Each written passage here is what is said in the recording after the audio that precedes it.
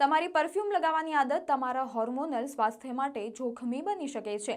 પ્રજનન અને પોષણ નિષ્ણાત ડોક્ટર ક્રિસ્ટબેલ એક્રેનિલા જણાવે છે કે મોટાભાગના લોકો પરફ્યુમ સીધા ગરદન કે ગળા પર સ્પ્રે કરે છે। ગરદનની ત્વચા પાતળી અને સંવેદનશીલ હોય છે। અહીં રહેલી રક્તવાહિનીઓના માધ્યમથી પરફ્યુમના રસાયણ ઝડપથી શરીરમાં શોષાઈ જાય છે।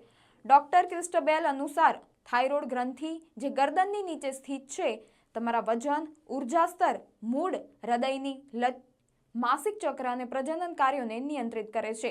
પરફ્યુમમાં રહેલા એન્ડોક્રાઇન ડિસ્ક્રિપ્ટ નામના રસાયણો લાંબા સમય સુધી ગરદનમાં એકઠા થતા હોર્મોનલ અસંતુલન, થાક, વજનમાં અસ્થિરતા, પ્રજનન સમસ્યાઓ અને ગર્ભાવસ્થાના જોખમ વધારી શકે છે। તો ડોક્ટરો શું સલાહ આપે છે?